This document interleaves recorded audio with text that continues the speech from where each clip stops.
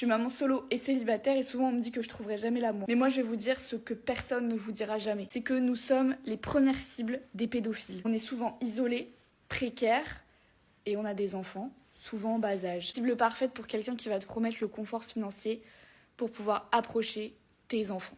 Sur certains sites, ils s'échangent même des conseils entre eux pour pouvoir mieux nous piéger, pour obtenir des photos de nos enfants. Ils se spécialisent vraiment là-dessus entre eux et ils s'entraident. C'est que c'est pas forcément la première chose à laquelle on pense quand on pense avoir rencontré quelqu'un d'incroyable, mais c'est toujours bien d'avoir ça dans un coin de la tête. Sortir avec une mère célibataire est une si belle chose, mais beaucoup d'entre vous, vous avez tellement peur car vous pensez que vous devenez responsable de leur enfant. Mais vous n'êtes pas responsable de leur enfant car ils ont leur propre père. Vous savez de quoi vous êtes responsable? De la femme et de prendre soin de son cœur. Ce genre de femme, c'est pas une blague car elles sont très indépendantes. Ces mères célibataires, elles n'ont pas besoin de vous. Elles vous veulent. Elles veulent quelqu'un qui pourrait bien les traiter dans leur vie et pas seulement être une option ou une utilisation temporaire juste parce qu'elles ont eu un ou des enfants. Quand vous avez un enfant, c'est une belle chose. Mettez dans vos têtes que cette femme peut prendre soin de vos futurs enfants. Cette femme sait cuisiner, elle sait écouter, elle ne demande pas beaucoup de temps, car peut-être qu'elle n'en a pas beaucoup. Elle s'occupe de ses responsabilités, de l'école, des devoirs, du dîner, de la douche, de tout. Ces femmes-là, elles ne sont pas là pour jouer, car elles n'ont pas le temps de jouer. Elles ont du temps pour leur enfant, donc arrêtez de leur faire perdre leur temps. Car lorsqu'elles choisissent de vous voir, elles dépensent aussi de l'argent. Elle dépense de l'argent pour faire garder les enfants.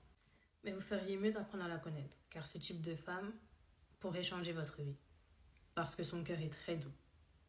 Et si vous les choisissez, les seules choses qu'elle vous demande, c'est le respect et que vous les écoutiez. Ne vous contentez pas de jouer avec son cœur, car ces femmes-là donneraient leur âme si vous savez comment les traiter correctement. Et prendront soin de vous comme aucune autre femme. Donc n'ayez pas peur. Il y a des gens qui pensent que tu les ignores pour les punir. Mais c'est pas contre eux que tu fais ça, c'est pour toi. C'est parce que tu as compris que de discuter, échanger ou de donner de ton énergie à des personnes qui t'ont causé du tort, qui ne respectent pas tes limites, qui ne respectent pas ta personne, ne sert à rien. Donc pour te préserver, pour te respecter et pour t'honorer toi-même, tu décides de couper les ponts, tout simplement, et de les ignorer. Et de ne plus jamais leur donner accès à ta personne. Donc ce n'est pas une punition, c'est une récompense que tu t'offres à toi-même, tout simplement. Petit message aux hommes là qui prennent les mères célibataires pour des cas désespérés. À titre d'information, nous sommes vraiment très très loin d'être désespérés. Bien au contraire, si les femmes ont choisi d'être seules, c'est qu'elles n'ont pas envie de s'emmerder avec un mec qui sert à rien à la maison. Ok? Donc à un moment donné, il faudrait peut-être un petit peu faire réfléchir là-haut. D'accord? Une femme, mère célibataire, au contraire, elle est forte, elle est courageuse, elle peut s'occuper de ses enfants seule, elle s'occupe d'elle seule, donc il n'y a pas besoin de sauveur ou de je sais pas quoi. Et franchement, on n'a pas du tout le temps de vous éduquer justement, parce qu'on a déjà des enfants à éduquer. Donc non, très très loin d'être désespérée, d'accord? Une femme désespérée, c'est par exemple une femme qui va rester avec un homme violent et qui va rester parce qu'elle est désespérée, parce qu'elle croit qu'elle ne pourra pas s'en sortir toute seule. Or non, les mères célibataires sont des femmes fortes, pleines de courage et qui ont autre chose à faire que venir éduquer des petits CON comme vous. Les femmes qui viennent de se séparer ou de divorcer, qui sont restées plus d'une décennie, un peu moins, un peu plus, peu importe, mais quand même après de longues relations, qui vont s'inscrire sur les applications de rencontres. Oh my god, c'est vraiment, on n'est pas prête pour les femmes comme moi de la génération 80, de la génération 80, un peu plus, un peu moins. Oh là là là là, c'est vraiment un monde à part, c'est un monde de...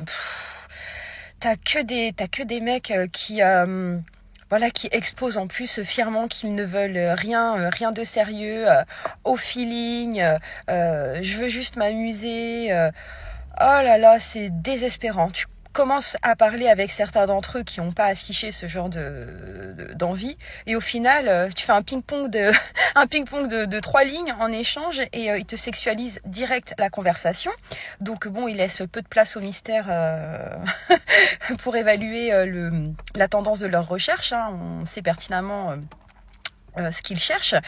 Et voilà quoi. Enfin, franchement, moi j'ai abandonné depuis un certain temps maintenant parce que voilà quoi, c'est pas du tout qualitatif. Ils te proposent rien d'intéressant, que des relations absolument précaires et voilà. Mais c'est vrai qu'au départ, j'étais hyper crédule. Je me disais, enfin, tu vois, j'étais enthousiaste, quoi. Il y en avait certains qui étaient sympas au départ et tout. Et au final, tu te rends compte que c'est des mecs qui ne veulent rien d'autre que remplir leur tableau de chasse, quoi. Donc voilà, et c'est préjugé sur préjugé. Franchement. Voilà, donc ne soyez pas surprises, prenez votre temps. Franchement, si vous commencez à arriver à débarquer sur les applis, dites-vous déjà que la plupart d'entre eux sont déjà en couple. Et oui, s'ils ne vous répondent pas en journée, à partir de 17h le soir et le week-end, c'est qu'ils sont en couple. Et il y en a énormément. Donc gare à ça, mais ouais, c'est grosse désillusion, quoi. Tu te dis... Wow, c'est ça l'avenir là. Oh mon dieu, je préfère être toute seule. Mais vraiment, vraiment, vraiment. Hello, je m'appelle Dominique, j'ai 25 ans et je n'ai jamais été en relation longue. Et ceci est le premier épisode d'une série que je vais faire sur le fait, sur ma dating life, parce que mes potes m'ont dit je pense que tu pourras apprendre beaucoup de choses aux gens et sur notamment les hommes et dater. Mon téléphone part en live parce qu'il se dit oulala, on en a vu des choses. Donc le premier épisode c'est plus un peu sur moi en tant que personne et sur le fait que au collège et lycée, et ça c'est hyper important de commencer par ça, je me sentais un peu comme l'outsider parce que je n'avais pas de copains, je n'ai eu pas de flirt, j'avais des gens intéressés par moi mais j'étais vraiment pas intéressée par les garçons et j'étais un peu plus focus sur moi et sur le fait de revenir à Paris parce que je suis parisienne et mes parents ont décidé de partir, de faire la vie entre Paris et un autre département en France, plus dans la campagne. Et j'ai extrêmement pas très bien vécu, donc du coup j'étais plus focus sur je veux rentrer, genre je veux pas m'attacher aux gens, j'ai des amis, mais niveau mec, voilà. Et j'étais pas forcément intéressée, comme mes copines, à avoir un copain, etc. Parce qu'elles voyaient plus ça à l'époque, moins maintenant, comme un certain statut de réussite sociale. Et on voit encore aujourd'hui, quand on dit qu'on est célibataire à un certain âge, on dit il faut pas tarder, hein. Et si, il faut tarder, il faut prendre les choses comme elles viennent et surtout pas vous presser, pas en faire parce que vos amis le font. Et ça c'est hyper important, c'est ce que j'ai appris au collège et au lycée, c'est que je ne voulais pas me forcer et littéralement être dans un wagon qui n'était pas le mien. Et j'ai plein de copines qui sont toujours avec leur chéri de l'époque et je suis trop contente pour elles parce que elles les étaient prêtes et ce n'est pas mon cas et c'est totalement normal. Et ça, il faut que vous le reteniez, on va à son rythme, on ne suit pas le rythme des autres et que ce soit dans la vie en fait, il faut vraiment pas que vous pressiez. C'est pas parce que sur les réseaux sociaux vous voyez ces gens qui ont eu leur first love, leur premier amour à 15 ans et qui le sont toujours avec, c'est super beau, mais ça arrive pas à tout le monde et ça il faut se dire que nous sommes normaux et chacun littéralement à son chemin de vie et on n'a pas besoin de se comparer aux autres. Et je trouve que pour le collège et le lycée c'est hyper important de se mettre dans ce mindset là et surtout quand on est dans sa vingtaine et un peu perdu, ce qui est mon cas et ce qui est le cas de plein de personnes. Donc c'est un peu un premier épisode d'introduction qui est assez rapide parce que le reste littéralement va vous chambouler. J'ai l'impression que mon téléphone est en train de partir tellement que on en a vu des choses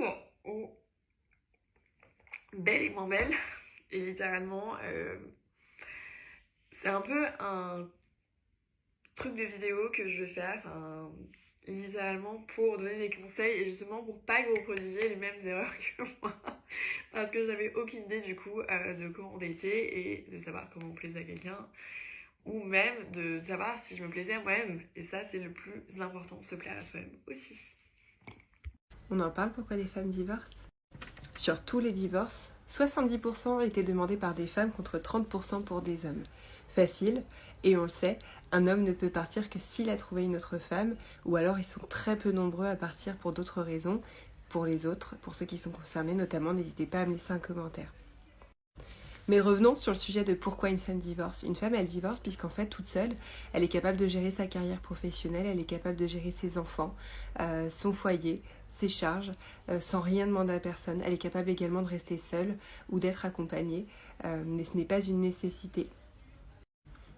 Une femme a besoin de la paix dans son foyer, la paix avec évidemment de la bienveillance, de l'amour, de l'écoute et de l'attention. Si elle n'a pas ça, à quoi bon lui sert un homme à la maison? Et puis, elle n'est pas sa mère, elle n'a pas à refaire l'éducation et elle n'a pas non plus besoin d'un autre père.